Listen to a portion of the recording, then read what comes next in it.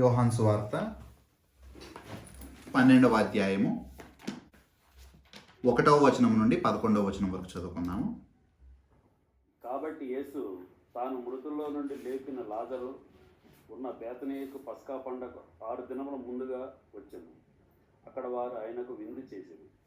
Martha ఉపచారం చేసింది. లాజరు ఆయనతో కూడా భోజనములు కూర్చున్న వారిలో ఒకడు. అప్పుడు మరియా మిక్కిలి విలువగల జటామాంసి అత్తరు ఒక సేరున్నర ఎత్తు తీసుకొని యేసు పాదములకు పూసి తన తల వెంట్రుకలతో ఆయన పాదములు తుడిచెను. ఇల్లు ఆ అత్తరు వాసనతో నిండెను. ఆయన శిష్యుల్లో ఒకడు, అనగా ఆయనను అప్పగింపనైనున్న ఇస్కరియోతు యూదా ఆ అత్తరకు 300 దేనారములు అమ్మి బీదలకు ఇయ్యలేదని. వాడిలాగ చెప్పినది బీదల మీద శ్రద్ధ కలిగి కాదు కానీ, వాడు దొంగ ఉండి తన దగ్గర డబ్బు సంచి ఉండినందున అందులో వేయబడినది దొంగిలించుతూ వచ్చిన గనుక అలాగూ చెప్పాను. కాబట్టి యేసు, నన్ను పాతిపెట్టు దినమునకు ఆమెను దీన్ని నుంచుకొననీయుడి. బీదలు ఎల్లప్పుడూ మీతో కూడా ఉందురు కానీ నేను ఎల్లప్పుడూ మీతో ఉండనని చెప్పాను. కాబట్టి యూదులలో సామాన్యులను ఆయన అక్కడ ఉన్నాడని తెలుసుకొని యేసును చూచుటకు మాత్రమే కాక మృతులో నుండి ఆయన లేపిన లాజరును కూడా చూడవచ్చును. అతనిని బట్టి యూదులలో అనేకులు తాము వారిని విడిచి వేసినందు విశ్వాసముంచిరి గనుక ప్రధాన యాజకులు లాజరును కూడా చంపని ఆలోచింపచేసి. ప్రార్థన చేసుకుని మనం మొదలు పెట్టుకుందాము. మా తండ్రి, మా రాజా, మా దేవ, మీకే వందనములయ్యా, మీకే స్తుతులయ్యా, మీకు స్తోత్రములు తండ్రి. దేవా, ఈ యొక్క సమయంలో ఆరాధన సమయం అంతటి కొరకు నీకు స్తుతులు చెల్లించుకుంటున్నాము. దేవా తండ్రి, నీ యొక్క సన్నిధిలో పరిశుద్ధులుగా కూడి వచ్చి నిన్ను గీతములతో మా యొక్క తండ్రి వ్యక్తిగత ఆరాధనతో ఆరాధించడానికి అవకాశం ఇచ్చావు. దాని కొరకు నీకు స్తుతులు తండ్రి. దేవా, ఈ యొక్క సమయంలో తండ్రి నీ యొక్క వాక్యము వెలుగులోనికి మేము వస్తుండగా తండ్రి, నీ యొక్క వాక్యము తండ్రి జుంటి తేనీల కన్నా తండ్రి మధురమైనది, మా యొక్క పాదములకు దీపం వంటిది తండ్రి. ఈ యొక్క ముఖ్యమైన వాక్యమును తండ్రి దుష్టుడు ఎక్కడా దొంగిలించుకుపోకుండా కృప చూపించము దేవా. మా యొక్క హృదయ లోతుల్లో నాటబడి నీకు ఇంపైన సువాసనగా మా యొక్క జీవితాన్ని వాక్యానుసారంగా కట్టుకోవటానికి కృప చూపించమని చెప్పి ప్రార్థిస్తున్నామయ్యా తండ్రి. అల్పుడినైనా, దీనుడినైనా, దౌర్భాగ్యుడినైనా నన్ను జ్ఞాపకం చేసుకోండి తండ్రి. నీ యొక్క పరిశుద్ధుల మధ్యన ఒప్పుకొనుచున్నాను.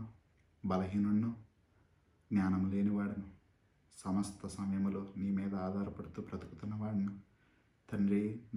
మాతో మీరు మాట్లాడండి, నన్ను నీ యొక్క నోటి పూరగా ఉపయోగించుకొనమని యేసే వారి దైవమైన నామములో ప్రార్థిస్తూ వేడుకుంటున్నాం తండ్రి. ఆమేన్. Praise God. దేవునికి స్తుతులు, స్తోత్రములు. ఈ యొక్క యోహాను సువార్త 12వ అధ్యాయంలోనికి మనం వచ్చేసి ఉండగా 11వ అధ్యాయంలో లాజరు గారిని మృతులలో నుండి తిరిగి లేపటము మనం చూసుకున్నాము.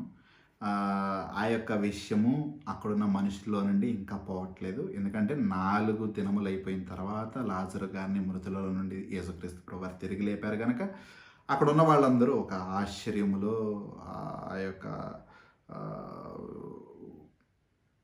ఆశ్చర్యచకితులైపోయి నిలిచిపోయి ఉన్నారు. సో ఇంకా అదే విషయం నడుస్తూ ఉంది. ఆ యొక్క 11 నుండి 12కి కొద్ది కాలం అయిపోయింది. But still people are still coming to visit Jesus. And not only Jesus but also Lazarus that was been risen. చనిపోయిన వాడు తిరిగి లేపటం ఏంటని నాకు ఆశ్చర్యంతో యేసుక్రీస్తు ప్రభువుని చూడటానికి వస్తున్న వాళ్ళు అంతే ఆశ్చర్యంగా లాజరు గారిని కూడా చూడటానికి వస్తూ ఉండటం మనకి ఈ యొక్క వాక్య భాగంలో కనిపిస్తుంది. సో ఇప్పుడు ఈ యొక్క వాక్య భాగము ఇక్కడ నుండి చాలా ప్రాముఖ్యమైనదండి. ముందుగానే చెప్తున్నాను, ఈ యొక్క యోహాను సువార్త ఈ 12వ అధ్యాయం నుండి ఇంకా చాలా ప్రాముఖ్యమైన వాక్య భాగం జరగబోతుంది. ఎందుకంటే శ్రద్ధగా వినండి. ఈ యొక్క 12వ అధ్యాయము నుండి మొదలుకొని ఇంకా యేసుక్రీస్తు ప్రభువారు ఈ లోకంలో సిలువ వేయబడి చనిపోవటానికి కేవలము ఇంకా there are around like 6 days. ఆ సిలువ మరణము దేవుడు తీసుకోవడానికి కేవలము 6 దినములు మాత్రమే మనకు అక్కడ ఉంటూ ఉందండి.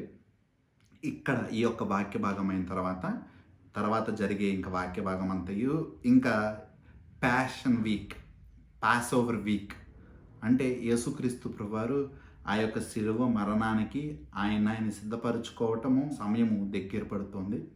ఈ యొక్క వాక్య భాగం తర్వాత ఇంకా పాస్ ఓవర్ టైంకి 6 దినములు మాత్రమే ఉంది.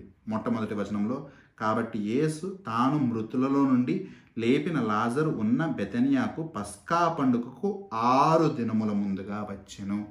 సో పస్కా పండగ సమయంలోనే యేసుక్రీస్తు ప్రభువాన్ని సిలువ వేయటం అనేది జరుగుతుంది. ఆఖరి పస్కా పండుగ, ఆఖరి సాబాతు దినము. దాని తర్వాత ఇంకా సబాతు దినముకి ఆ యొక్క పస్కా పండుగకి ఇంకా ఆఖరివి అయిపోయి ఉన్నాయి. ఎందుకంటే ఇంకా ఆ యొక్క పస్కా పండుగ రోజు వధించి ఆ యొక్క గొర్రెపిల్ల యొక్క అంతము లేదా దాని యొక్క నెరవేర్పు, ఆ యొక్క సాదృశ్యం ఎవరు అనగా యేసుక్రీస్తు ప్రభువారు. ఇంతకాలము వాళ్ళు పస్కా పండుగ రోజు విముక్తులయ్యి వాళ్ళకి ఈ దేవాది దేవుడు వాళ్ళని రక్షించిన దానికి గుర్తుగా ఆ యొక్క పస్కా పండుగను జరుపుకుంటూ ఉండగా, ఈ లోకమంతటి నుండి, ఈ లోకములో పాపులుగా నీతిమంతుడు లేడు, ఒక్కడునూ లేడు అన్న విధంగా అందరూ బ్రతుకుతుండగా, అటువంటి వారందరినీ రక్షించటానికి, ఆ యొక్క ఐగుప్తు వలె ఉన్న ఈ యొక్క పాపపు జీవితము నుండి విడిపించటానికి వధింపబడే ఆ యొక్క గొర్రెపిల్లగా, ఆ యొక్క నిజమైన పస్కా పండుగ గొర్రెపిల్లగా యేసుక్రీస్తు ప్రభువారు మరణించటానికి ఈ లోకంలోనికి వచ్చి ఉండటము. దాని తర్వాత మనం ఇంకా ఆ యొక్క సబాతు దినము మేరకు కాదు కానీ the end of old covenant and the beginning of the new covenant. ఇంకా పాత నిబంధన ఆ యొక్క ధర్మశాస్త్రము ప్రకారము కాదు కానీ యేసుక్రీస్తు ప్రభువారి యొక్క నిజమైన విశ్వాసము ద్వారా, ఆయన యందు, ఆయన వాక్యములో నిలిచి ఉండటము ద్వారా మనకి ఆ యొక్క గొప్ప రక్షణ, పాప పరిహారము, పాపములు కడుగటము సమస్తము ఆయన యందు విశ్వాసము ద్వారా జరగటం అన్నది కొత్త నిబంధనగా. నా యందు విశ్వాసం ఉన్నవాడు, నన్ను పంపిన వాని యందు విశ్వాసం ఉన్నవాడు ఈ యొక్క తీర్పులోనికి రాక మరణములో నుండి జీవములోనికి దాటి వెయ్యును అని చెప్పి మనకి యోహాను సువార్త 5:24 కనిపిస్తుంది. సో ఆ యొక్క పాత నిబంధనకి ముగింపుగా, ఆ యొక్క పస్కా పండుగకి ఇంకా ముగింపుగా, ఇంకా సబాతు దినానికి ముగింపుగా మనకి ఒక అధ్యాయము నుండి యేసుక్రీస్తు ప్రభువారి యొక్క సిలువ మరణం వరకు మనకి కనిపిస్తూ ఉంటుంది. సో దీని తర్వాత we start gathering as believers. విశ్వాసులందరూ దేవుడి యొక్క పునరుద్ధాన దినమైన ఆ యొక్క మొదటి దినమైన ఆదివారమున, వారానికి మొదలైన ఆదివారమున కలుసుకోవటం అన్నది మొదలుపెట్టారు. ఆ దినము నుండి ఈ దినము వరకు కూడా, ఈరోజు కూడా ఆదివారము మొట్టమొదటి దినము వారములో, ఆఖరి దినము సబాతు దినము 7వ దినము, అది నిన్న శనివారము. ఆ దినము కలుసుకోకుండా ఈ దినము కలుసుకోవటం అన్నది యేసుక్రీస్తు ప్రభువారి యొక్క పునరుద్ధానానికి గుర్తుగా ఆ దినమున ఆది క్రైస్తవుల నుండి ఈ దినం వరకు మనము కలుసుకుంటూ ఉన్నాము. ఓకే, సో ఇంకా మనకి పస్కా పండుగ లేదు. ఎందుకంటే మన యొక్క పస్కా పండుగ గొర్రెపిల్ల యేసుక్రీస్తు ప్రభువారు. ఐగుప్తు దేశం నుండి వారిని విడిపించిన ఆ యొక్క దేవాది దేవుడు ఈ యొక్క పాపపు చెర నుండి, బానిసత్వం నుండి, పాపపు కోరల నుండి మనల్ని విడిపించడానికి ఆ యొక్క శిలువ మీద మరణించి ఉన్నాడు. ఇంకా పాత నిబంధన ప్రకారం ఆ యొక్క ధర్మశాస్త్రం మేరకు కాదు కానీ దాన్ని నెరవేర్చిన యేసుక్రీస్తు ప్రభువారి యందు విశ్వాసము ద్వారా మనకి నీతి లభిస్తూ ఉంది. ఆ యొక్క పదాజ్ఞలు పాటించడం వల్ల మనకి నీతి కాదు కానీ మన యొక్క నీతి మురికి గుడ్డల వంటిది. యేసుక్రీస్తు ప్రభువారి యందు విశ్వాసం ఉంచటం ద్వారా ఆయన ఆ యొక్క పాత నిబంధన అంతయు నెరవేర్చిన దేవుడిగా ఆయన యొక్క నీతిని మనకి ఆయన ఆపాదిస్తూ ఉన్నారు. He's appending his righteousness to was sinners who don't deserve. అర్హత లేని వారికి అర్హత దేవుడు కల్పిస్తూ ఉన్నాడు. So this is the great and important portion that we all need to meditate. మనందరము ధ్యానించి మనసుల్లో దాన్ని స్మరించుకుంటూ ఆనందించాల్సిన చాలా ప్రాముఖ్యమైన వాక్య భాగము మొదలవుతూ ఉంది. మీరు జాగ్రత్తగా వినాల్సిన అవసరత చాలా ఉంది. ఎందుకంటే ఇక నుండి 6 దినములే ఉంది కనుక, దేవాతి దేవుడు సర్వోన్నతుడు, సర్వజ్ఞాని కనుక ఎన్నో గొప్ప సంగతులను, ఎన్నో గొప్ప విషయాలను మన కొరకు ఈ యొక్క భాగంలో పొందుపరుస్తూ ఉంటారు దేవుడు. So we can learn a lot of knowledge of God. దేవుడి యొక్క జ్ఞానం ఎంతో మనం ఇక్కడ చూస్తూ ఉంటాము. అది మనం గ్రహించుకోవడానికి ప్రయత్నిస్తూ ఉంటాము. అండ్ రెండవది ఏంటంటే, there is immense gospel that is being given. సువార్త ఎందు శక్తి ఉండగా, దేవుడి యొక్క ఆఖరి దినములు వచ్చేసి ఉండగా, 6 దినములే ఉండగా సువార్త ఇంకా ఎక్కువగా మనుషులకి ఇవ్వబడుతూ ఉంటుంది, దాని యొక్క సత్యము. సో మనం కూడా అటువంటి విధంగా నేర్చుకుంటూ ఉంటాం కనుక అవగొట్టడం మన యొక్క ఉద్దేశం కాదు, గ్రహించడం మన యొక్క ఉద్దేశం. ఇంగ్లీష్లో ఒక మాట ఉంటుంది కదా, it's not the quantity but the quality that we focus upon. ఎంత అయిపోయింది అన్నది కాదు, ఎంత నేర్చుకున్నామన్నది మనకి ఎంత జీవితానికి ఉపయోగపడుతుంది అన్నది ప్రాముఖ్యం. So I will try as much as God leads. దేవుడు ఎంతవరకు నడిపించగలిగితే అంతవరకు, కానీ అందరూ శ్రద్ధగా ఆలకించవలసిందిగా మాత్రము కోరుకుంటూ ఉన్నాను. సో యేసుక్రీస్తు ప్రభువారి యొక్క ఆఖరి వారము వాక్యానుసారంగా ఇంకా 6 దినములు మాత్రమే ఉంది పస్కా పండుగకు. దాని తర్వాత దేవుడు సిలువ వేయబడుతూ ఉన్నారు. సో ఊహించుకోండి ఆ యొక్క స్టేజ్ ఎలాగా సెట్ అవుతుందో. సో ఇంకా కొద్ది దినములే ఉన్నాయి యేసుక్రీస్తు ప్రభువారు ఈ లోకంలో చనిపోవటానికి, విజయోత్సుడిగా తిరిగి లెగటానికి. అక్కడ ఉన్న జనులందరూ 11:56లో మనం చూసినట్టు, వారు యేసును వెతుకుచు దేవాలయములో నిలువబడి, మీకేమి తోచుచున్నది, ఆయన పండుగకు రాడా ఏమి అని ఒకనితో ఒకడు చెప్పుకొనిరి. అక్కడ జనులందరూ యేసుక్రీస్తు ప్రభువారినే చూస్తూ ఉన్నారు, యేసుక్రీస్తు ప్రభువారి గురించే ఆలోచిస్తూ ఉన్నారు. ఆ యేసుక్రీస్తు ప్రభువారు ఆయన యొక్క చివరి రోజుల్లోనికి వచ్చేస్తూ ఉండగా మనుషులందరి యొక్క హృదయం యేసుక్రీస్తు ప్రభువారి మీదే ఉంది. కొంతమందికి ఏమో ఆయన మీద విశ్వాసము ఎక్కువయ్యి విశ్వాసాలుగా ఉన్నారు, కొంతమంది ఏమో ఆయన యొక్క క్రియల కొరకు ఉన్నారు, ఆయన చేసే అద్భుత కార్యాల కొరకు ఆసక్తి కలిగి ఉన్నారు. ఇటువంటి వారిగా అక్కడున్న జనులందరికీ, ఆ యొక్క దేశమంతటికి, ఇజ్రాయేలు ప్రజలందరికీ యేసుక్రీస్తు ప్రభువారి మీదే ఉంది శ్రద్ధ అంతా.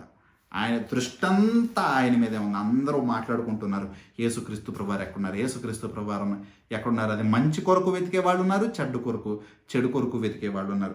చెడు కొరకు వెతికే వాళ్ళు చూడండి 57లో ఉంటారు. 11:57.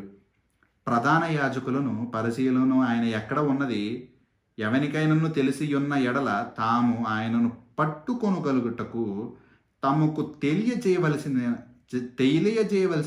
ఆజ్ఞాపించి ఉండరు. ఆయన పట్టుకోవటానికి కొంతమంది ప్రయత్నిస్తున్నారు, అందుకోసం కొంతమంది వెతుకుతున్నారు.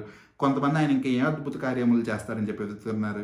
కొంతమంది లాజరు గారిని కూడా బ్రతికించిన దాని కొరకు ఇంకా ఎక్కువ ఆ యొక్క అద్భుత కార్యము తట్టుకోలేక ఆయన్ని, లాజరు గారిని ఇద్దరిని చూడాలని చెప్పి వెతుకుతూ ఉన్నారు. ఇక్కడున్న లీడర్స్ ఉన్నారు కదా, వీళ్ళు ఆయన్ని పట్టుకోవటానికి, ఆయన్ని చంపటానికి వెతుకుతూ ఉన్నారు. ఇట్టి విధంగా ఇజ్రాయేల్ ప్రజలందరికీ దృష్టంతయు మన యొక్క దేవాతి దేవుడైన యేసుక్రీస్తు ప్రభువారి మీద ఉంచటం మనకి కనిపిస్తుంది. ఇందులో ఇప్పుడు 12వ అధ్యాయంలోనికి మనం వెళ్ళిన తర్వాత ఇక్కడ మనకి కొన్ని క్యారెక్టర్స్ కనిపిస్తూ ఉంటాయి. ఈ వాక్యంలో మనకి కొంతమంది వ్యక్తులు కనిపిస్తుంటారు. ఒకళ్ళు మార్తా గారు, ఇంకోళ్ళు మరియా గారు, ఇంకోళ్ళు జూడస్ ఇస్కరియోతు, యోధా ఇస్కరియోతు, జూడస్ ఇస్కరియోతు అక్కడ ఇంకో ఆయన కనిపిస్తూ ఉంటాడు. దాని తర్వాత అధికారులు కనిపిస్తూ ఉంటారు. మిగిలిన విశ్వాసులు, వేరే జనులు కనిపిస్తూ ఉంటారు, కొంతమంది జనులు కనిపిస్తూ ఉంటారు. సో వేరు వేరు క్యారెక్టర్లు మనం ఇప్పుడు చదవబోయే వాక్య భాగంలో ఉంటూ ఉన్నాయి. సో జ్ఞాపకం చేసుకోండి. ఇది ఎందుకు చెప్తూ ఉన్నానంటే, ఇప్పుడు ఈ దినంలో కూడి వచ్చిన మన అందరూ ఎవరైతే మనకి తెలిసిన వాళ్ళు అవి ఉండొచ్చు, రాలేకపోయి ఉండొచ్చు, లేకపోతే మన యొక్క కుటుంబంలో కావచ్చు, లేదా మనకున్న సహోదరులు, లేదా మన యొక్క స్నేహితుల్లో కావచ్చు, మనం పనిచేసే ఆ యొక్క ప్రదేశంలో కావచ్చు, ఇటువంటి జనుల్లాగా ఈ లోకంలో ఉన్న వాళ్ళందరూ ఉంటారు. చాలామంది మార్తాలు ఈ లోకంలో ఉంటారు, ఇక్కడ మార్తా గారి వలె. చాలామంది మేరీలు ఉంటారు, ఈ మేరీ గారి వలె. చాలామంది యోధా ఇస్కరేతులు ఉంటారు, ఇక్కడున్న యోధా ఇస్కరేతు వలె. చాలామంది అధికారులు ఉంటారు, దేవుణ్ణి చంపాలనుకుంటున్న వారు ఈ లోకంలో కూడా ఇక్కడ ఉన్న అధికారుల వలె. చాలామంది ఇంకా ఆశ్చర్యచకితులై ఆ భ్రమలో ఆ యొక్క కార్యములు వెతుకుతున్న వారు ఉంటారు, ఇక్కడున్న మనుషుల వలె. ఎప్పుడు ఒక శేషం ఉన్నట్టు 11వ వచనంలో మనం చూస్తాము.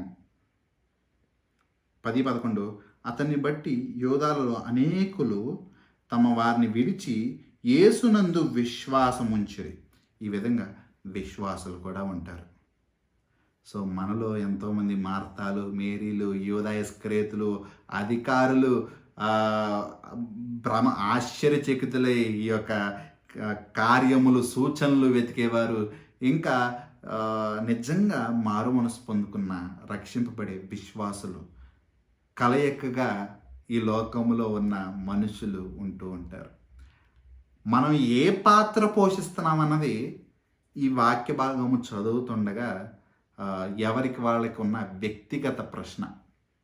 ఎవరికి వాళ్ళకి నేను చదివేటప్పుడు, నేను ధ్యానించుకునేటప్పుడు నాకు నేనే ప్రశ్నించుకుంటున్నా, ఎవరి పోలికలు నాలో ఉన్నాయి, ఎవరి వలె నేను చేస్తున్నాను, ఏమి సరి చేసుకోవాలి, ఏది ఇంకా నేను పెంపొందించుకోవాలి, ఎక్కడ నేను లోతులో ఉన్నాను, ఏది నేను ఇంకా పురికొల్పబడాలి. ఇటువంటి విధంగా ఎవరికి వాళ్ళకి క్రైస్తవ జీవితంలో విశ్వాసములు ఎదగటానికి ఒక ప్రశ్న. సో జాగ్రత్తగా వినండి. దాంతోపాటు ఒక విచిత్రమైన విషయం ఏంటంటే, ఇందులో మనకి ఒక 2 క్యారెక్టర్లు ఉంటాయి. అదేంటి ఇందాక చెప్పిన క్యారెక్టర్లో ఇంకో 2 క్యారెక్టర్లు ఉంటాయి. 2 పోలార్స్ అంటే 2 విపరీత దిక్కులు, 2 opposite sides, total contrary, ironic.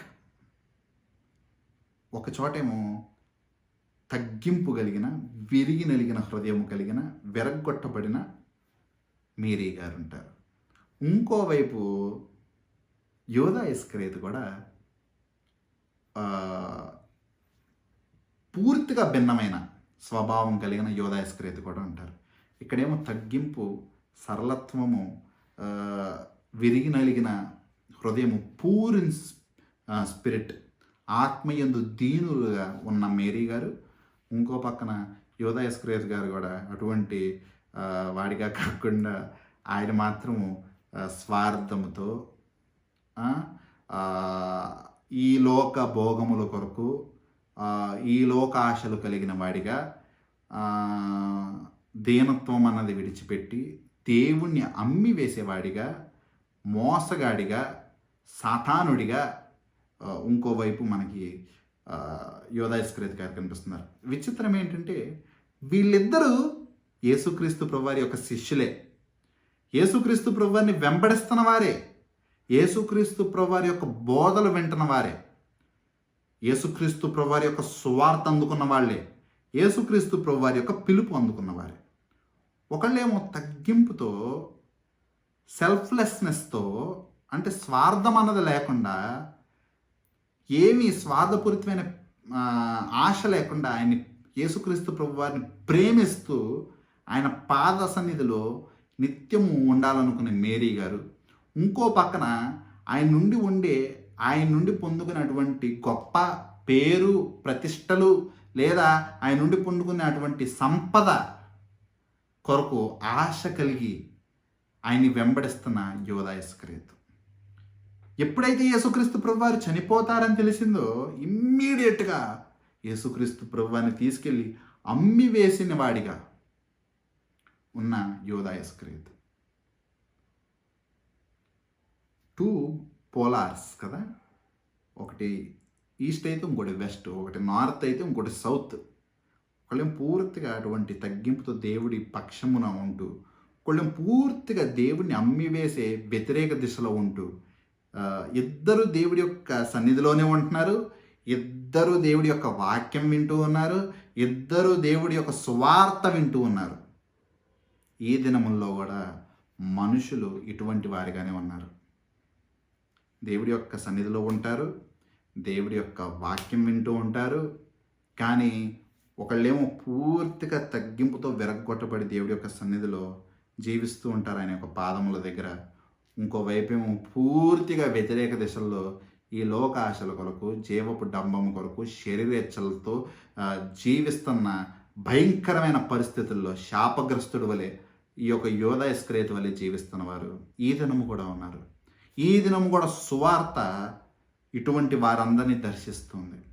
సువార్త వెళ్ళిన ప్రతి చోట ఇటువంటి వారిగా మనుషులు 2 వ్యతిరేక దిశల్లో నిలబడుతూ ఉన్నారు. ఒకళ్ళేమో తగ్గించుకుని సువార్త యందు లోబడి బ్రతుకుతున్న వాళ్ళు, ఇంకొకళ్ళేమో సువార్తని ఉపయోగించుకుని లేదా సువార్తని హేళన చేసి దాన్ని కాళ్ళ కింద త్రొక్కుతూ అవమానపరుస్తున్న వాళ్ళు. ఈ వాక్య భాగంలో మనం అటువంటి వ్యత్యాసం అన్నది గమనించబోతున్నాము. అందుకని చాలా జాగ్రత్తగా వినండి. ఇద్దరు యేసుక్రీస్తు ప్రభువారి దగ్గర ఉన్నవాళ్ళే, ఇద్దరు దేవుడి యొక్క వాక్యం వింటున్న వాళ్ళే, అయినా కానీ చూసారు ఎంత వ్యత్యాసం ఉందో. ఒకళ్ళు ఎటువంటి వారిగా దేవుడి యందు సాగిలపడిన వారిగా ఉంటారు, ఎంతగా ప్రేమిస్తారంటే స్వార్థం లేకుండా 300 దినారీలు కలిగిన అటువంటి ఒక పాత్రని ఆయన యొక్క పాదములు కడగటానికి ఉపయోగిస్తారు. ఇంకొక పక్కన యోధా ఇస్కరియోతు లాంటి స్వార్థముగా అమ్మివేసి 30 నాణ్యాల కొరకు దేవుడిని అమ్మివేసేవాడిగా ఉంటారు. 300 నాణ్యాలు కూడా దేవుడి యొక్క పాదముల మీద జల్లి ఆయన్ని ప్రేమించే వాళ్ళు ఉంటే, 30 నాణ్యాల కొరకు ఆయన్ని అమ్మివేసేవాళ్ళు కూడా ఈ యొక్క వాక్య భాగంలో ఉన్నారు.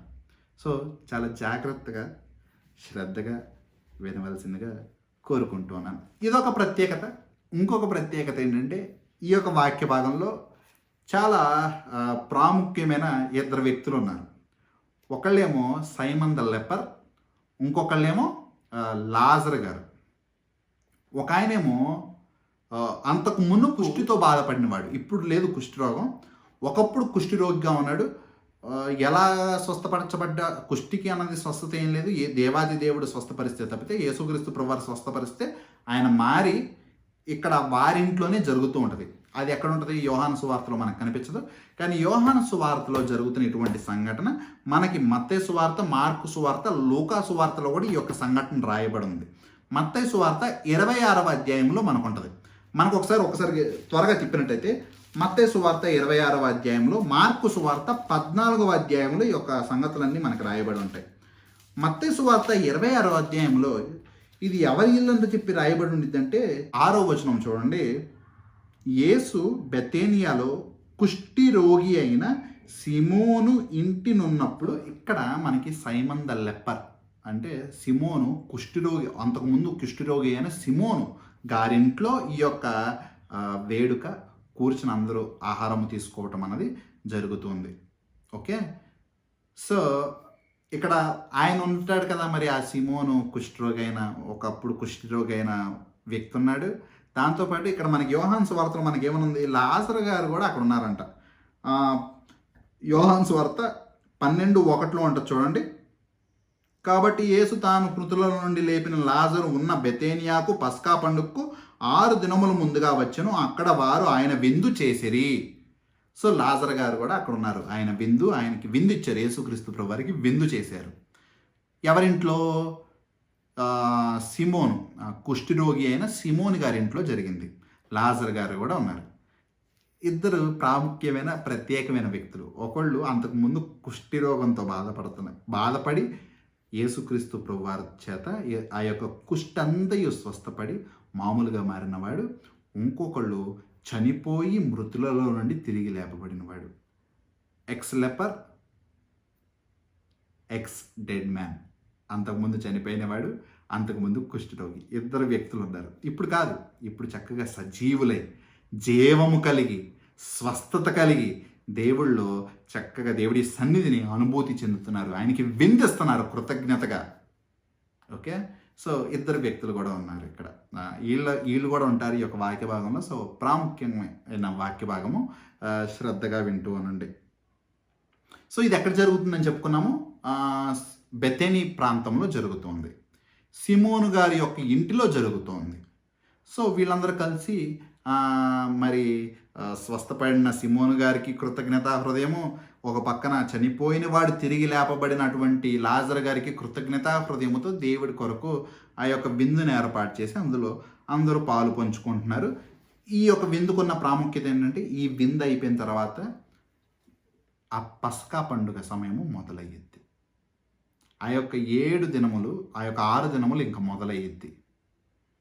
ఇంకా యేసుక్రీస్తు ప్రభువారు ఈ విందు తర్వాత ఇంకా కొద్ది కాలమే ఈ లోకంలో జీవించడానికి, ఇంకా కొద్ది కాలమే, ఇంకో వారం పాటు ఇంకా మెల్లగా సిలువు మరణం వైపు అడుగులు వేయటం అనేది మనకు కనిపిస్తూ ఉంటుంది.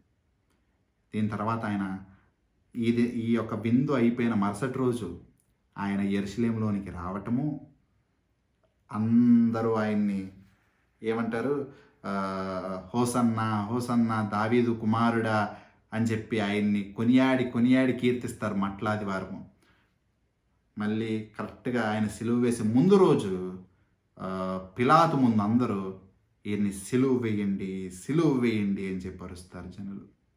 సో ఈ సంఘటన అంతా, ఈ యొక్క మధ్యలో ఈ భాగం అంతా, పస్కా పండుగ సమయం అంతే, ఆయన మెల్లగా సిద్ధపడే సమయం అంతయు సిలువ వేయబడటానికి, దాని ముందు జరిగిన విందు. Okay, so let's see the second verse. 2వ వచనం చూసుకుందాం. 2వ వచనం చూడండి. అక్కడ మార్త ఉపచారము చేసెను, లాజరు ఆయనతో కూడా భోజనానికి కూర్చున్న వారిలో ఒకడు. ఇక్కడ మార్తా గారు ఉన్నారు. మార్తా గారు ఏం చేస్తున్నారు? ఉపచారం అనగా అక్కడ సేవ చేస్తున్నారు. వేరే ఒకళ్ళకి వడ్డిస్తూ ఉన్నారు, లేదా ఏదన్నా సహాయకురాలిగా కానీ సేవ చేయటానికి కానీ ఇంకొకరికి సహాయపడుతూ ఉన్న మాదిరి ఇక్కడ సేవకురాలిలాగా ఉన్నారు మార్తా గారు. ఇది మనందరికీ చాలా, కొంతమందికి కొత్త కావచ్చు, కొంతమందికి తెలిసిన వాక్య భాగమే కావచ్చు. ఎందుకంటే మార్తా గారు మొట్టమొదటి నుండి అటువంటి సేవాగుణం కలిగిన వారు. ఒకసారి నాతో పాటు గబగబా తిప్పినట్టయితే లూకాసు వార్త 10వ అధ్యాయంలో మనకి ఉంటుంది. లూకాసు వార్త 10వ అధ్యాయం ఆఖరిలో ఉంటుంది చూడండి, 8 నుండి 42 వరకు. అంతటా వారు ప్రయాణమై పోచుండగా ఆయన ఒక గ్రామంలో ప్రవేశించును. మార్తాను స్త్రీ ఆయన తన ఇంట చేర్చుకొనిను. ఆమెకు మరియా అను సహోదరి ఉండెను. ఈమె యేసు పాదముల చెంత కూర్చుండి ఆయన బోధ వినిచుండెను. మార్తా విస్తారమైన పని పెట్టుకునుట చేత తొందరపడి ఆయన యొద్దకు వచ్చి, ప్రభువా, నేను ఒంటరిగా పనిచేయుటకు నాకు నా సహోదరి నన్ను విడిచి పెట్టినందున నీకు చింత లేదా? నాకు సహాయం చేయమని ఆమెతో చెప్పుమనెను. అందుకు ప్రభు మార్తా మార్తా, నీవు అనేకమైన పనులు గూర్చి విచారము కలిగి తొందరపడుచున్నావు, కానీ అవసరమైనది ఒక్కటే. మరియా ఉత్తమైన దానిని ఏర్పరచుకునేను, అది ఆమె యొద్ద నుండి తీసివేయబడదని ఆమెతో చెప్పాను. ఈ వాక్య భాగము ఇక్కడ మార్తా మేరీ ఉన్నారు. మేరీ గారు, she's always humble at heart, very low, meek, తగ్గింపు, లోబడే తత్వము, చాలా హృదయము వెరగొట్టబడిన హృదయం. అంటే ఎటువంటి గర్వము ఎటువంటిది లేకుండా, నేను అన్న భావము లేకుండా చాలా తగ్గింపు కలిగి ఉండే మనస్తత్వము. సో అటువంటి హృదయంతో యేసుక్రీస్తు ప్రభువారి యొక్క పాదముల దగ్గర వింటూ కూర్చుని ఆయన వాక్యం వింటుంది. చూసారా, దేవుడి పిల్లలకి ఎంత శ్రద్ధ ఉంటుందో వాక్యం వినాలని. ఈ రోజుల్లో వాక్యం వినాలంటే అదొక చికాకు, నిద్ర వస్తూ ఉంటుంది, ఆవలింతలు వస్తూ ఉంటాయి, ఆకలి వేస్తూ ఉంటుంది, చాలా బాధలు ఉంటూ ఉంటాయి. కానీ దేవుడి పిల్లలు మేరీ గారి నుంచి ఏం నేర్చుకోవచ్చు అంటే ఎంత శ్రద్ధగా దేవుడి యొక్క సన్నిధిలో వాక్యం వింటూ ఉంటారు. ఆ, అవతల పక్క మార్తా గారు అక్కడికి వచ్చిన వాళ్ళందరికీ ఉపచారం చేస్తూ ఉంటారు, అక్కడ పని చేస్తూ ఉంటారు. అప్పుడు మార్తా గారికి ఉన్న ఇంకోటి ఏంటంటే, అంతకుముందు వాక్య భాగంలో మనం చెప్పుకున్నాం కదా, 11వ అధ్యాయంలో మార్తా గారు మళ్ళీ యేసుక్రీస్తు ప్రభువారి దగ్గరికి వెళ్ళటం, యేసుక్రీస్తు ప్రభువారికి ఏం చేయాలో చెప్పే గుణం ఉంటుంది. అంటే దేవుడికి ఏం చేయాలో చెప్పే మనస్తత్వము మార్తా గారిది. అంటే she's quick at speech, she's quick to speech. అంటే తొందరపాటుతో మాట్లాడే గుణం. ఒక 2 నిమిషాలు ఆగి విషయం ఏంటో అర్థం చేసుకుని కొద్దిగా మెల్లగా అర్థమైన తర్వాత మాట్లాడాలనే హృదయం కాదు. She's quick to speak. చాలా తొందరపడి మాట్లాడే మనస్తత్వము. సో షీఈస్ బోల్డ్. ఎందుకంటే దేవుడికి చెప్పటం మరి మాటలు కాదు కదా, దేవాతి దేవుడికి వెళ్ళి దేవుడు ఏం చేయాలో చెప్తుంది. అక్కడ మార్తా గారిని నాకు సహాయం చేయమని చెప్పు అని చెప్పేసి దేవుడికి చెప్తుంది. ఎంత విచిత్రం కదా, మనుషులు ఆ యొక్క సృజించిన సృష్టికర్తకి ఏం చేయాలని నేర్పించటము. కానీ ఇట్స్ ఓకే, ఎందుకంటే మనకి యోహాను 11లో కనిపిస్తుంది కదా, Jesus loves Martha, Mary and Lazarus అని ఉంటుంది. అక్కడ యేసుక్రీస్తు ప్రభువారు ప్రేమిస్తున్నారంటే మనుషులందరికీ there are these shortcomings, కొన్ని బలహీనతలు ఉంటూ ఉంటాయి. మనుషులందరూ పరిశుద్ధులు కాదు, నీతిమంతులు లేడు, ఒక్కడనూ లేడు. సో ఎవరూ పరిశుద్ధులు కాదు. సో అందరికీ కొన్ని బలహీనతలు, కొన్ని లోతుపాట్లు ఉంటూ ఉంటాయి. అవి మెల్లమెల్లగా వదులుకొని పరిశుద్ధతలో ఒక మెట్టు తర్వాత ఇంకొక మెట్టులోనికి ఎదగటమే క్రైస్తవుని యొక్క ప్రయాణం. చాలామంది రక్షింపబడితే జీవితం అయిపోయింది, ఆ రక్షణ ఏముందలే, ఆఖరిలో చనిపోయే ముందు మమ అనుకున్నట్టు అప్పటికప్పుడు అనేసుకుని దేవాన్ని విశ్వసిస్తున్నాను అని చెప్పి అనుకుని భావించే ఎందరో కొద్ది జ్ఞానం లేని వాళ్ళు ఉంటూ ఉంటారు.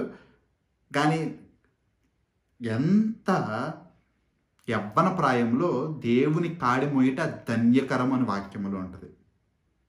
ఎందుకంటే దొంగ గొడ పరలోకానికి వెళ్ళారు కదా, ఆఖరిలో చనిపోయే ముందు యేసుక్రీస్తు ప్రభువారి యందు క్షమాపణ నుంచి పశ్చాత్తాపడగా పరలోకానికి వెళ్ళారు. కానీ పరలోకంలోనికి వెళ్ళటం కాదు గోల్, ఈ లోకంలో దేవునితో సహవాసములో ఉండి పాపము మీద జయ జీవితం పొందుకొని బానిసులుగా బ్రతుకుతున్న మనము విడుదల పొందుకొని దేవుళ్ళో జీవించడం గొప్ప, అది ధన్యత.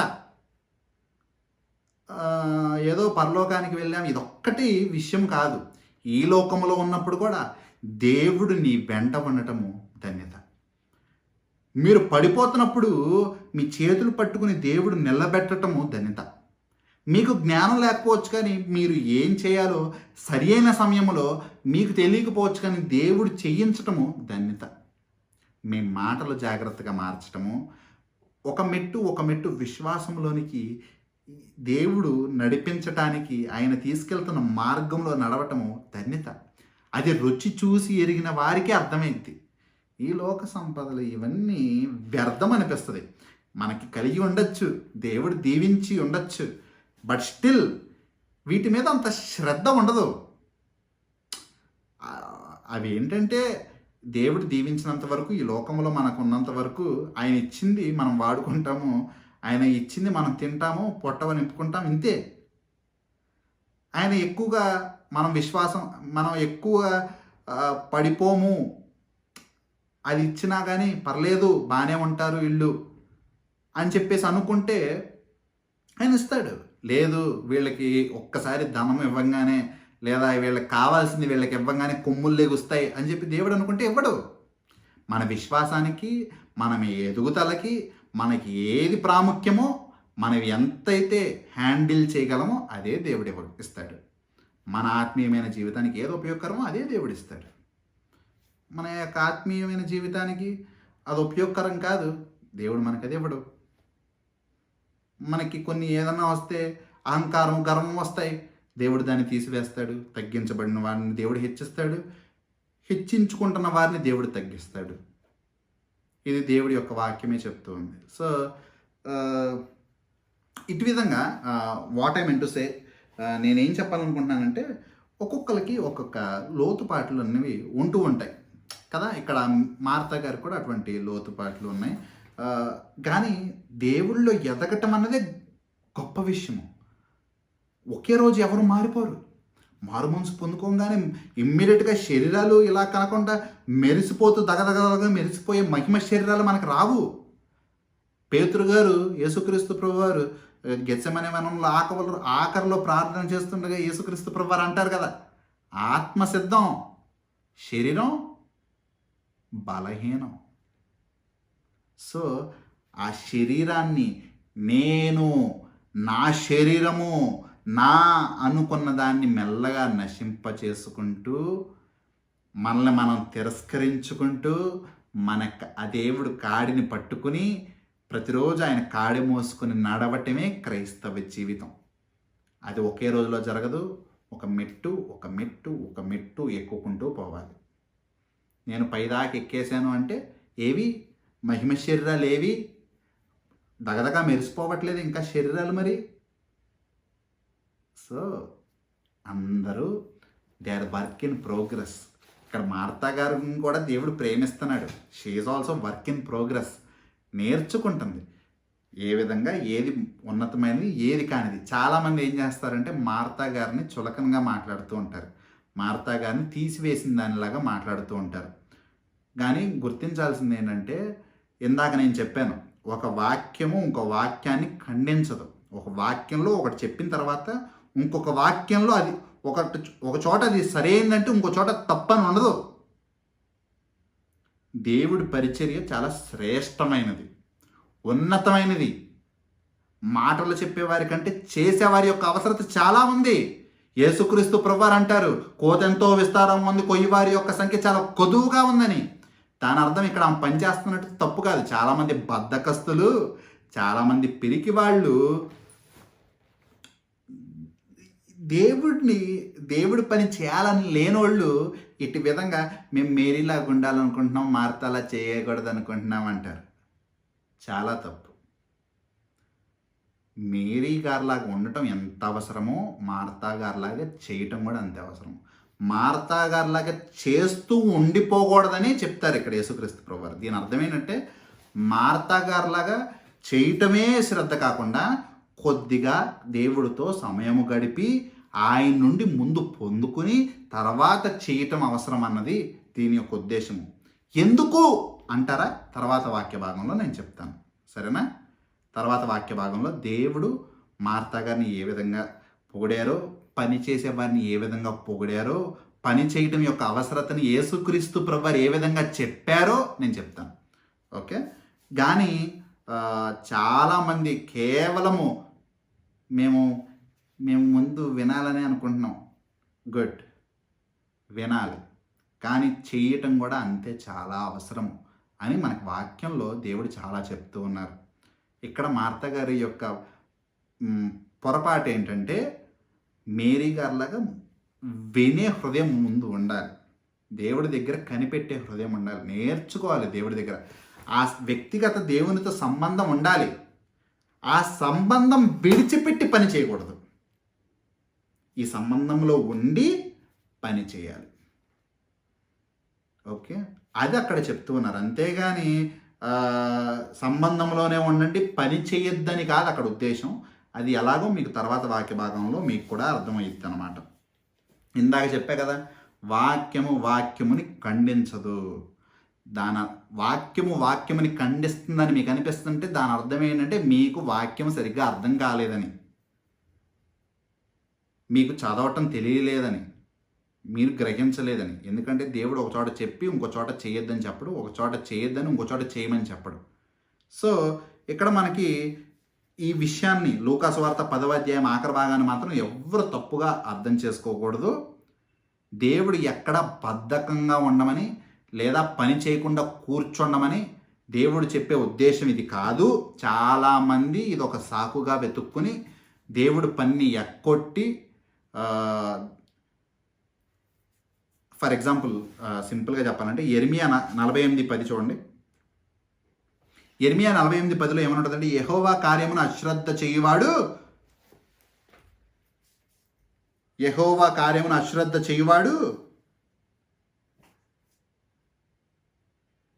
శాపగ్రస్తుడగును గాక. మరి ఈ వాక్యానికి ఏం చెప్తాం? యెహోవా పనిని అశ్రద్ధ చెయ్యువాడు శాపగ్రస్తుడు. మరి ఈ మాటకి ఏం చెప్తాం? సో మనం అర్థం చేసుకునే విధానం కానీ తప్పుగా ఉంది అని చెప్పి మనం అర్థం చేసుకోవాలి. పని చేయటం గురించి కాదు ఇక్కడ చెప్తుంది, దేవునితో సంబంధం గురించి యేసుక్రీస్తు ప్రభువారు ముందుగా ఇక్కడ చెప్తున్నారు. దాని అర్థము మార్తా గారు చేసేది పూర్తిగా తప్పు అని కాదు. ముందుగా దేవుడితో సంబంధంలో ఉండాలి, ఆయనతో సంబంధంలో ఉంటేనే ఇంకోళ్ళకి ఇవ్వగలము. అర్థమైందా? మనకి ముందు మనము బయట ఉంటే గుంటలో ఉన్న వాళ్ళని పైకి లాగగలం, కానీ మనం గుంటలో ఉండి ఇంకోళ్ళని పైకి లాగాలో లేదా పైకి తోయాలనుకోవటం మూర్ఖత్వం. అర్థమైందా? ఎప్పుడన్నా మనం పైన ఉండగలిగితే కింద ఉన్న వాళ్ళని పైకి లాగగలం, కానీ మనం కింద ఉండి పైకి లాగలేం కదా. ఇది ఇక్కడ చెప్పబడుతున్న విషయం. సో అక్కడ మేరీ గారు యేసుక్రీస్తు ప్రభువారు చెప్తున్నప్పుడు పనుల మీద శ్రద్ధ ఉంచకుండా దేవుడి మీద శ్రద్ధ ఉంచారు. కరెక్ట్. కానీ పని చేసేవారు ఎంత అవసరమో దాని యొక్క ప్రాధాన్యత ఏంటో యేసుక్రీస్తు ప్రభువారు తర్వాత మాటల్లో చెప్తారు. చూడండి, మత్తయి సువార్త 20:27 తిప్పండి. మత్తయి సువార్త 20:27 మీలో ఎవడు ముఖ్యుడై యుండగోరునో వాడు మీ దాసుడై ఉండవలెను. ఎవరైనా మీలో ముఖ్యుడు, మీలో గొప్పవాడు లేదా ప్రథమము అని చెప్పి భావించినట్టయితే మీరు ఇంకోళ్ళ మీద జులుము చేసేవారు లేదా ఇంకొకరికి ఈ విధంగా చేయమని చెప్పే అది కాదు ముందుండటం అంటే, అది కాదు నాయకత్వం అంటే. కానీ మీరు దాసుడై ఉంటే అది మీరు ప్రథముడు అని చెప్పి పిలిపించుకుంటే, దాసుడు, పరిచర్య చేసేవాళ్ళు అని చెప్పి ఇక్కడ ఉపచారము చేసేవాళ్ళు ప్రథములు అని చెప్పి యేసుక్రీస్తు ప్రభువారు ఇక్కడ మనకి చెప్తూ ఉన్నారు. ఈ లోకములో ఎవరైనా అలా భావిస్తారా? ఎవరైనా ప్రథమ స్థానం అంటే లేదా నాయకత్వం అంటే మన మనుషులు ఇచ్చే డెఫినేషన్ ఏంటి? తర్వాత వాక్య భాగం చూడండి, లూకా సువార్త 22:27. లూకా సువార్త 22:27 వచనం చూడండి. గొప్పవాడెవడు? భోజన పంక్తిని కూర్చుండువాడా, పరిచర్య చెయ్యువాడా? ఈ లోకం ఏమనుకుంటుందో చూడండి. పంక్తిని కూర్చుండవాడే కదా, ఒకళ్ళతో చేయించుకుంటేనే కదా, కూర్చుని చేయించుకున్నవాడు గొప్పవాడు కదా. కానీ యేసుక్రీస్తు ప్రభువారు ఎలా ఉండాలనుకుంటున్నారో చెప్తున్నారు. అయినను నేను మీ మధ్యన పరిచర్య చెయ్యువాని వలె ఉన్నాను. యేసుక్రీస్తు ప్రభువారు కూర్చుండి చేయించుకునేవాడిలా లేడు, కానీ మీ మధ్యన నేను పరిచర్య చెయ్యువాడిగా ఉన్నాను అని చెప్పి యేసుక్రీస్తు ప్రభువారు చెప్తున్నారు. పరిచర్య అంటే చాలామంది దృష్టిలో ఈ విధంగా వాక్యం చెప్పటం ఒక్కటే పరిచర్య అని చెప్పి చాలామంది భావిస్తూ ఉంటారు. కాదండి, దేవుని యొక్క పరిచర్య, వాక్య పరిచర్య ఒకటి మాత్రమే. అందులో వాక్యము విశ్వాసంగా బోధించటము ఒక పని మాత్రమే. దేవుడి యొక్క పని చాలా ఉంది, చాలా ఉండేవి. నేను కూడా ఒకప్పుడు వాక్య పరిచర్య లేనప్పుడు వేరు పరిచర్యల్లో, దేవుడి పరిచర్యల్లో ఉండేటి వాళ్ళం. చాలా పరిచర్యలు ఉన్నాయండి. ఆరాధనలో నడిపించే పరిచర్య, ఆరాధన గీతములు పాడటంలో పరిచర్య, ప్రార్థనలో ఇంకొన్ని పురికొల్పటంలో పరిచర్య, చిన్నపిల్లల్ని దేవుడిలో నడిపించడానికి సండే స్కూల్ పరిచర్య, ఆరాధన గీతములు అందరూ ఆరాధించటానికి నడిపించే పరిచర్య, ఆరాధన నడిపించే పరిచర్య, ప్రార్థనలు సంఘముగా కూడి ప్రార్థన చేయగా పేతురు గారు ఆ యొక్క చెరసాల నుండి విడిపించబడ్డారు. పౌలు శీలలు ఆ యొక్క చెరసాల నుండి విడిపించబడ్డారు దేవుడిని ఆరాధించగా. ఆ పరిచర్య ప్రార్థన పరిచర్య. చిన్నపిల్లలను నడిపించి దాని పరిచర్య. యవ్వనస్తుల్ని నడిపించే పరిచర్య. ఎవరైనా కొత్త వారు కలిస్తే వాళ్ళతో మాట్లాడకుండా ఉండటం కాదు, వాళ్ళతో మాట్లాడి వాళ్ళని ఇంకా ఇంకొకసారి సన్నిధికి రావమని చెప్పి ప్రోత్సహించటము. ఇన్ టచ్ మినిస్ట్రీస్ అంటే వాళ్ళతో సహవాసంలో ఉండటం ఒక పరిచర్య. వాళ్ళని క్రీస్తులో ప్రోత్సహించడం ఒక పరిచర్య. బయటికి వెళ్ళి సువార్త ప్రకటించడం ఒక పరిచర్య. దేవుని యొక్క సన్నిధిలో ఆహారం ఎవరికైనా లేకపోతే వాళ్ళకి వడ్డించడం ఒక పరిచర్య.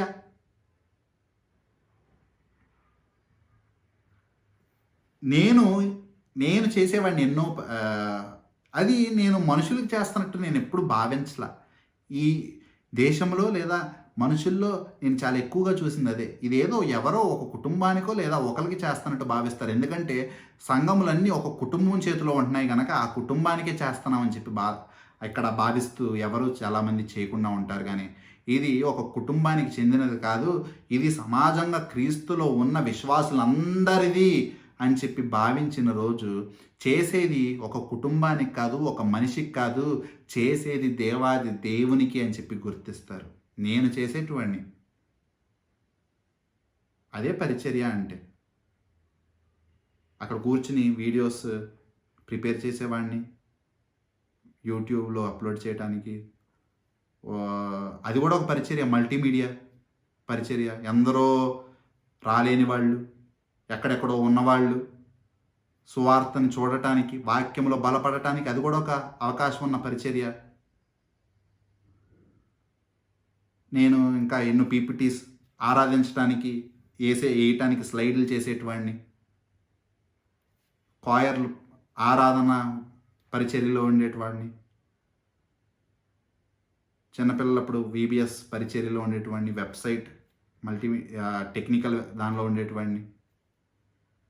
ఆఖరికి మొత్తం అందరూ ఉన్న తర్వాత మనుషులందరూ దేవుని యొక్క శరీరములో భాగమైన సంఘం అంతా ఉన్న తర్వాత ఆ సంఘము మనుషులను చూసేవాళ్ళం కాదు, కానీ ఆ మనుషులందరూ వెళ్ళిపోయిన తర్వాత అది దేవుడి యొక్క శరీరం అని చెప్పి చూసి, దేవుడి ముఖం చూసి ఆయన మెప్పు కొరకు రహస్యంగా మొత్తం ఊడ్చేసే పరిచర్య, మొత్తం వ్యాక్యూమ్ చేసేసే పరిచర్య.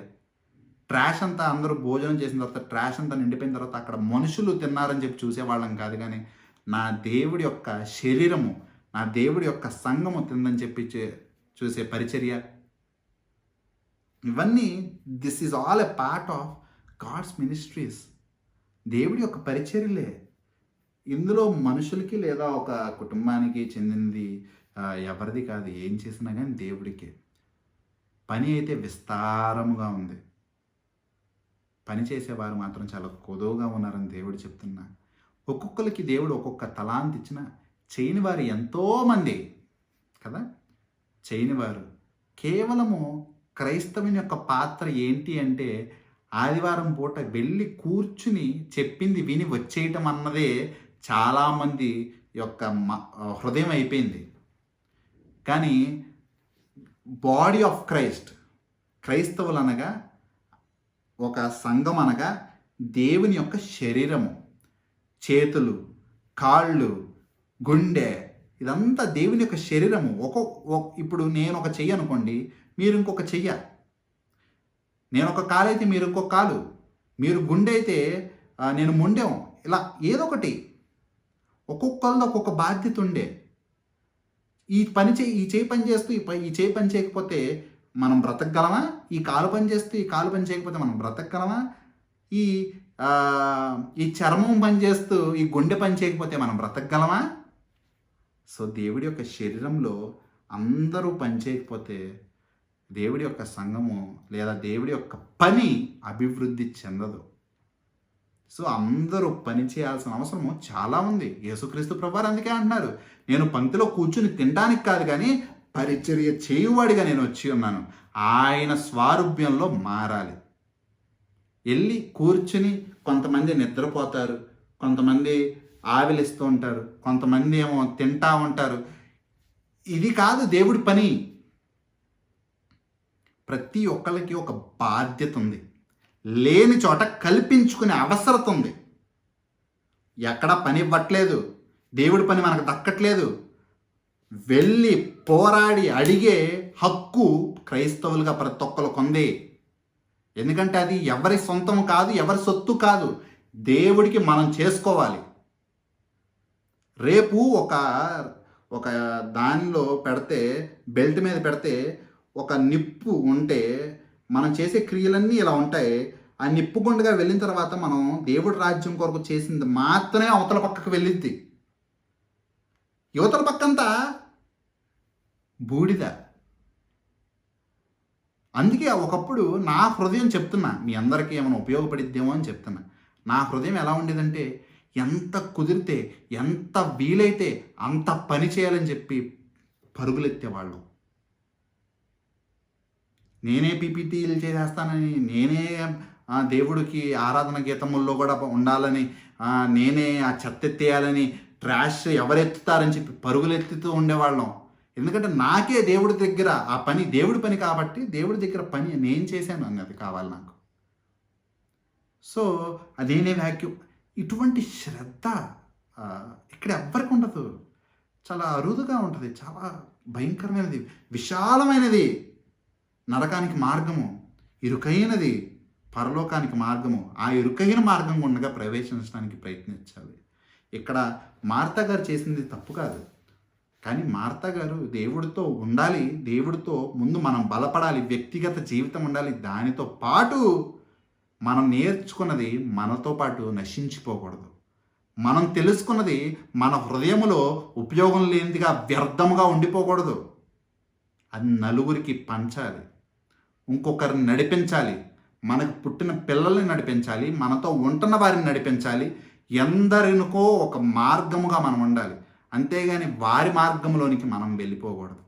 అది నాకు తెలిసి ఇప్పుడు సమయం లేదు, కానీ వచ్చే వారం చెప్తాను. చాలామంది అట్లాగే తప్పుతో పోల్చుకుంటూ ఉంటారు. తప్పుతో, మంచితో పోల్చుకోవటం అనేసి తప్పుతో పోల్చుకుంటూ ఉంటారు. అంతా బాగానే ఉందనుకుంటారు. వీలైతే వాళ్ళతో కలిసి వత్తాసు పలుకుతూ ఉంటారు, తప్పులో భాగం అయిపోతూ ఉంటారు. ఇది కాదు, మనకి దేవుడే మన యొక్క మెజర్మెంట్. ఆయన్ని పోలి ఎప్పుడు జీవించగలం? ఎప్పుడు జీవించలేనప్పుడు ఒక్కొక్క మెట్టు ఎదగాలనే ప్రయత్నించాలి, కానీ చేత కావట్లేదు నాకని విడిచిపెట్టి చచ్చుపడిపోకూడదు. సో ఇటు విధంగా దేవుడు చాలా ప్రాముఖ్యత ఇచ్చాడు దేవుడి పనికి. నేను ప్రోత్సహిస్తూ ఉన్నాను, నేను చెప్తూ ఉన్నాను. నేను ఇక్కడ చాలా చోట్ల అవకాశం దొరకట్లేదు దేవుడి పని కొరకు, దేవుడి పని చేయటానికి అవకాశం ఉండట్లేదు. ఎందుకంటే ప్రతిదీ ఒక కుటుంబము లేదా ఒకళ్ళు అన్న విధంగా చండాలంగా ఉంది. సంఘం అంటే ఒకళ్ళ చేతులతోది కాదు, సంఘ పెద్దల్ని పౌలు గారు, బర్నబా గారు వెళ్ళి నియమించారు. ప్రతి చోట సంఘ పెద్దలు ఉండేవాళ్ళు. వారసత్వం ఉన్నది కాదు, అది విశ్వాసులందరిది, అందరికీ సంబంధించింది అన్నది ఇక్కడ లేదు గనక, వేరే దేశాల్లో ఉంది గనక ఆ దేశాలు వేరుగా ఉన్నాయి, ఈ దేశం వేరుగా ఉంది. ఈ దేశంలో కేవలం వ్యాపారంగా ఉంటుంది కనుక, ఎవరికి వాళ్ళకి ఒక కుటుంబ వృత్తిలా ఉంటుంది కనుక ఈ దేశం ఇలా ఏడిసింది, మిగతా దేశాలన్నీ ఆ విధంగా ఉన్నాయి. సో ఈ దేశంలో ఇది కరువు అయిపోయింది కనుక ఇట్టి విధంగా కాకుండా ఒక నిజమైనది, దేవుడి వాక్యానుసారమైనది, పౌలు గారు ఎటువంటి విధంగా సంఘ పెద్దల్ని నియమించారో, ఎటువంటి విధంగా ప్రతి ఒక్కరికి అవకాశం ఉండాలో, ప్రతి ఒక్కరు పని చేయడానికి ఒక అవకాశం కల్పించాలో అటువంటి విధంగా ఉండాలని చెప్పి నా హృదయంతో నాకెక్కడ దొరక్క ఇటువంటి విధంగా కూర్చుని నా పని నాకున్న దేవుడి ఒక పని చాలా ప్రాముఖ్యమన్న ఎరిగి ఉండి ఇటు విధంగా చేస్తూ ఉంటాను. చదువున్నా, ఉద్యోగం ఉన్నా, ఎటువంటి దేవుడు కృపతో ఎన్ని దీవెనలు పొందుకున్నా దేవుడు పనికి మాత్రం ఎందుకు అంత లోబడి ఇంత శ్రద్ధగా చేస్తున్నానంటే నాకు ఏదో వచ్చిద్ది లేదా ఏదో ఉండిద్ది అని కాదు, నా దేవుణ్ణి మెప్పించడానికి. ఇటువంటి అవకాశం మీ అందరికీ ఉంది, మీరు చేసుకోవచ్చు. ఎవ్వరు అభ్యంతరం అనేదే చెప్పరు. ఇంకా ఎదురు చూస్తూ ఉన్నారు, ఎవరు కోరుకుంటారు, ఎవరు చేస్తారు, ఎవరు అడుగుతారు నేను దేవుడి పని చేస్తానని చెప్పి. ఎవరు అటువంటి శ్రద్ధ కలిగి ఉంటారు అని చెప్పి దేవుడు కూడా ఇటువంటి అవకాశాలు ఇవ్వటానికే ఇలా చిన్న చిన్న మందలుగా అయినా ఎక్కడ ఇద్దరు ముగ్గురు కూడి ఉన్నా కానీ నేను ఉంటానని చెప్పిన దేవుడు. So exercise your faith. మీ యొక్క విశ్వాసాన్ని ఎక్సర్సైజ్ చేయండి. మీరు నేర్చుకున్నది మీతో అంతం అవ్వనేకండి. ఆ రెక్లైనర్ బెల్ట్లో బూడిదంతా పేర్చుకుని వ్యర్థం. అవతల పక్కకి ఏం వెళ్ళిందా అన్నదే. ఏం చేశారంటే మేము చక్కగా గీతములు పాడేవాళ్ళం, అది ఇది ఇది. కొంతమంది చేస్తారు, హృదయం ఉండదు, ఉపయోగం లేదు. ఏదో నామమాత్రంగా తూతూ మంత్రంగా చేస్తారు, మారు మనసు లేదు, ఉపయోగం లేదు. వాళ్ళకి దేవుడు అంటాడు మత్తయి సువార్త 7లో, వాళ్ళు అంటారు, దేవా నీ నామందు మేము ప్రవచించలేదా, మేము బోధించలేదా, మేము అద్భుత కార్యములు చేయలేదా? రక్షణ ఏది? క్రియలు చేసావు, రక్షణ ఏది? మారు మనసు ఏది? నీవెవరో నేను ఎరగను కనుక నా నుండి పో. సో 2 చాలా ఇంపార్టెంట్. దేవుణ్ణి తెలుసుకున్న తర్వాత మౌనంగా ఉండటం వేస్ట్. దేవుణ్ణి తెలియకుండా ఏది పడితే అది చేసినా వేస్ట్. 2 ఇంపార్టెంట్. ఇది లేకుండా ఇది చేసి వేస్ట్, ఇది లేకుండా అది చేసి వేస్ట్. అందరూ గమనించాల్సిందిగా కోరుకుంటూ ఉన్నాను. ఓకే, ఆఖరిగా గలతీయులు 5:13 మనకుంటుంది, ప్రేమ కలిగిన వారై యొక్కనికొకడు దాసులై ఉండుడి. ఇది నా హృదయం. దేవుడు చెప్పాడు, నేను లోబడతా. మీరు లోబడినట్టయితే వాక్యంలో చెప్పబడినట్టు ప్రేమ కలిగిన వారై ఒకనికొకడు దాసులై ఉండిరి. ఎవరికీ ఏం రాదు. ఇది పరిచర్య అంటే మనం కోరుకునేది కాదు, మనం ఆశించేది కాదు, ఉచితంగా చేసేది. దాసులై ఉండి అంటే మనం ఇక్కడ అధికారం కాదు, ఇక్కడ లోబడి చెయ్యాలి. అది చాలామందికి చులకనగా ఉండొచ్చు. ఈ లోకంలో దేవుడు తెలియని వారికి అది వెర్రితనము, కానీ దేవుడు తెలిసిన వారికి అది దేవుని శక్తి అయి ఉన్నది. సో మార్తా గారు ఏం చేసింది తప్పు కాదు. మార్తాలు ఎంతోమంది అవసరత చాలా ఉంది. దేవుడు ఆమెను ప్రేమిస్తున్నాడు. దేవుడే పరిచర్య చేయడానికి నేను వచ్చి ఉన్నానని చెప్తూ ఉన్నాడు. లోకాసు వార్త 12:37లో ప్రభువు వచ్చి ఏ దాసులు మెలకుగా ఉండుట కనుగొనునో ఆ దాసులు ధన్యులు. అతడు నడుమ కట్టుకొని వారిని భోజన పంక్తిని కూర్చుండపెట్టి తానే వచ్చి వారికి ఉపచారము చేయునని మీతో నిశ్చయముగా చెప్పుచున్నాను. ఎవరు మెలకుగా ఉండి దాసులుగా ఉండి పని చేస్తున్నారో దేవుడు వచ్చే 2వ రాకడప్పుడు వాళ్ళు ధన్యులు. పని లేదా? పని కల్పించుకోండి, అడగండి. ఎందుకు ఇవ్వరు? ఇది ఎవరి సొంతము కాదు, ఇది దేవుడి యొక్క సొంతము. ప్రతి ఒక్కరికి అర్హత ఉంది. ఎవరు అర్హత లేదు అని చెప్పేసి చెప్పడానికి ఎవరు లేరు ఇక్కడ. అవకాశం కల్పించుకుని దేవుడి పని ఎక్కడ చేయాలి, ఏం చేయాలి, ఎలా చేయాలని చెప్పి ముందుకు వచ్చి చేసుకుంటా వెళ్ళిపోవటమే. అలాంటి వారు ధన్యులు. దేవుడు వచ్చేటప్పుడు వాళ్ళు ధన్యులు. వాళ్ళని కూర్చుండపెట్టి దేవుడు వాళ్ళకి వడ్డిస్తాడంట. మనమేమో ఏమీ లేకుండా వచ్చి ఇలాగ చైర్లో కూర్చుని ఇలా జరిగిందంతయో చూసి అదే పెద్ద సేవ అనుకోవటం చాలా కష్టం. ఇంకోసారి చదువుతున్నా, లూకా 12:37, ప్రభువు వచ్చి ఏ దాసులు మెలకుగా ఉండుట కనుగొనునో ఆ దాసులు ధన్యులు. అతడు నడుము కట్టుకొని వారి భోజన పంక్తిని కూర్చుండపెట్టి, ఈయన ఒక సేవకుడి యొక్క దుస్తులు ఈయన ధరించుకుని వాళ్ళనందరినీ కూర్చుండపెట్టి తానే వచ్చి వారికి ఉపచారము చేయును. ఆయన చేస్తాడంట. వీళ్ళు చేసినటువంటి ఉపచారం బట్టి, వీళ్ళు చేసినటువంటి సేవ బట్టి ఆయన వచ్చి వీళ్ళకి అన్నం వడ్డించి అలాగా దేవుడు వచ్చి సేవ చేయటానికి ఉంటున్నాడు. మనం ఎంత వారం అండి? ఎంతటి గొప్ప ఉన్నత పదవుల్లో ఉన్నా, ఎంతటి గొప్ప స్థితిలో ఉన్న దేవాతి దేవుడికి మించిన వారు ఎవరండి? ఆయనే సేవ చేయడానికి సిద్ధపడుతుండగా అల్పమైన మనం ఎంతండి? మార్తా గారిలాగా పనిచేసే వారి యొక్క అవసరత చాలా ఉంది. ఈ దినం మనం నేర్చుకున్నాం పరిచర్య, ఉపచారము యొక్క విలువ యేసుక్రీస్తు ప్రభువారి యొక్క మాటల్లో మనం విన్నాం.